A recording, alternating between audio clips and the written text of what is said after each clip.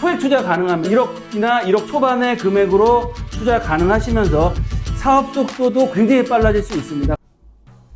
애청자 여러분 안녕하십니까. 돈 되는 부동산 박일권입니다. 오늘은 서울시에서 정책적으로 역세권 개발을 굉장히 밀고 있는데요. 오늘은 용적률 1000%까지 받을 수 있는, 그럼에도 불구하고 정말 1억이라는 최소 금액으로 투자하면서 최고의 수익을 얻을 수 있는 역세권에 대해서 말씀드리도록 하겠습니다. 네, 역세권 개발 최근에 가장 이슈가 되고 있습니다. 보도자료 좀 살펴보겠는데요. 용적률 1000%의 낮아진 역세권 활성화 사업이 예상된다라는 기사가 나오고 있습니다. 서울시 역세권 활성화 사업에 대한 기준이 낮아져서 지역적인 범위가 굉장히 늘어날 예정이다라는 내용이 나오고 있습니다. 역세권 활성화 사업이란 뭘까요? 교통 인프라는 뛰어나지만 시설들이 낙후된 역세권을 개발해서 용도 지역을 상향해서 증가한 용적률 일부는 공공주택이나 공공시설로 기부 체납을 받는 방식이다라고 말씀을 드릴 수 있겠는데요. 지금까지 역세권이라고 하면 250m 거리가 있었지만 앞으로는 350m까지 증가하기 때문에 앞으로 역세권 활성화 사업이 굉장히 속도를 낼 수 있다. 특히 3대 도심권이나 광역지역 중심으로 해서 관심이 커지고 있고요. 서대문구 홍제 1구역 등 사업을 박차를 가할 예정이다. 특히 서대문구가 굉장히 주목을 받고 있다라고 말씀을 드릴 수 있겠습니다. 중심상업지역 같은 경우는 상한 용적률 거의 1000%까지도 얻을 수 있기 때문에 투자자나 조합원 입장에서 엄청난 대박의 기회를 잡을 수 있는 역세권 활성화 사업이다 라고 말씀을 드리겠습니다. 용적률 1000%까지 받을 수 있는 역세권 활성화 사업, 첫 번째 서울시의 최대 역정 사업입니다. 바로 역세권 활성화 사업이고요. 두 번째, 역세권 활성화 사업에 선정될 수 있는 기준이 뭔가 알아볼 거고요. 마지막으로 서울시 역세권 활성화 사업이 추진됐을 때 가장 수혜를 얻을 수 있는 최고의 투자 지역 알아보도록 하겠습니다. 첫 번째로 서울시 역대 최대 역정 사업, 바로 역세권 활성화 사업이라고 할 수 있겠는데요. 보시는 것처럼 미아 역세권역에 굉장히 낙후가 된 그런 단독주택 지역인데요. 보시는 것처럼 역세권 활성화 사업으로 인해서 세계동에 약 400세대 가까운 주상복합 아파트 상업 주거시설이 개발이 될 예정입니다. 보십시오. 이런 허름했던 단독주택들이 이렇게 높은 600%의 용적률을 받아서 역세권 개발이 추진되면 정말 엄청난 변화가 일어날 예정인데요. 따라서 역세권 활성화 사업, 말씀드린 것처럼 교통 인프라는 뛰어나지만 이렇게 허름한 단독주택 낙후된 역세권을 개발해서 지상으로 높은 상업 업무시설을 져서 콤팩트 시티를 만드는 사업이다 라고 보시면 좋을 것 같고요.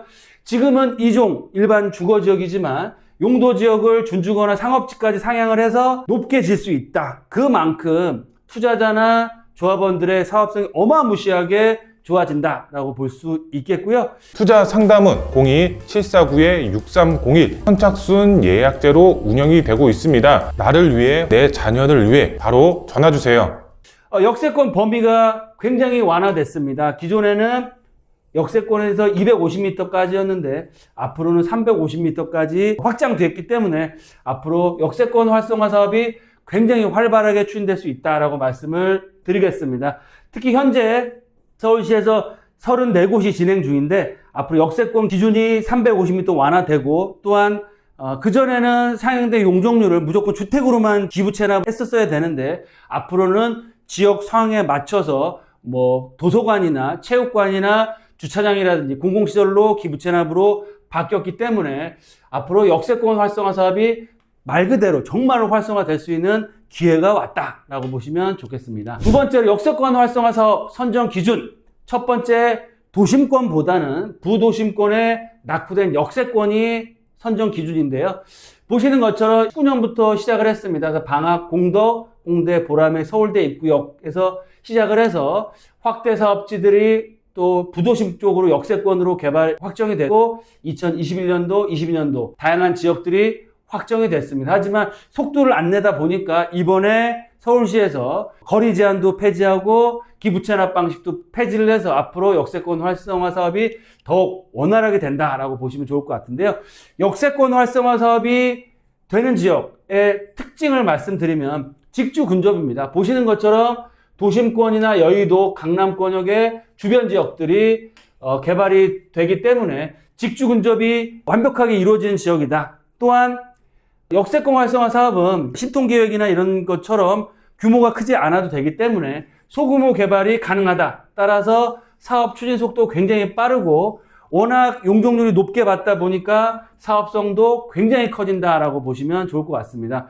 보시는 것처럼 예를 들면 삼각지 개봉 길동 역세권도 고밀도 개발을 해서 역세권 활성화 사업이 선정이 되고 있고요. 단순히 역세권 개발만 소규모로 되는 것이 아니고 역세권 주변에 있는 다양한 방식의 재개발과 연계해서 규모가 확대될 수도 있습니다. 따라서 집가 또는 아파트 가격이 굉장히 빠르게 일어날 수 있기 때문에 투자자의 수익률이 굉장히 빠른 시간에 커질 수밖에 없는 사업이 바로 역세권 활성화 사업이다 라고 보시면 좋겠습니다. 세 번째로 역세권 활성화 사업의 최고 지역 바로 서대문구 홍제 역세권이다 라고 말씀을 드리겠습니다. 왜 그러느냐? 첫 번째로 더블 역세권입니다. 그리고 3호선과 강북선이 개통될 예정이고요. 완벽한 직주 근접을 갖추고 있는데 도심권은 10분대, 강남권까지도 3호선을 이용하시면 20분대면 도착할 수 있는 직주 근접이 완벽하게 이루어진다. 보시는 것처럼 도심권이 있고요. 바로 홍제 역세권 새 내정거장이면 바로 도심권에 출퇴근할 수 있고요. 3호선을 이용하시면 압구정 신사까지도 20분대면 갈 수 있기 때문에 도심 강남권에 직주 근접이 가능한 그런 저평가되어 있는 지역이다 라고 보실 수 있겠고요.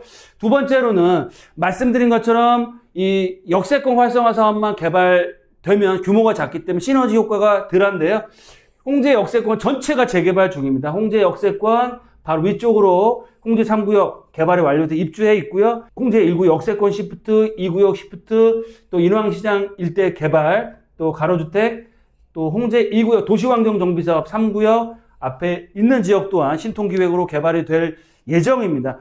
보시는 것처럼 전체 홍제 역세권 주변 지역으로 다양한 방식의 개발이 추진되고 있기 때문에 향후 홍제 역세권역의 투자 가치, 개발 가치는 점점 더 커질 수밖에 없는 상황이다 라고 말씀드리겠고요. 특히 홍제 역세권을 주목해야 될 이유가 있습니다. 왜 그러냐면 사업성이 굉장히 좋습니다. 홍제 역세권 바로 예정구역인데요. 역세권과 도보 1분 거리 초역세권입니다. 현장을 방문해 보시면 아시겠지만 소형주택은 아예 없다. 단독 다가구 주택으로 밀집되어 있고요.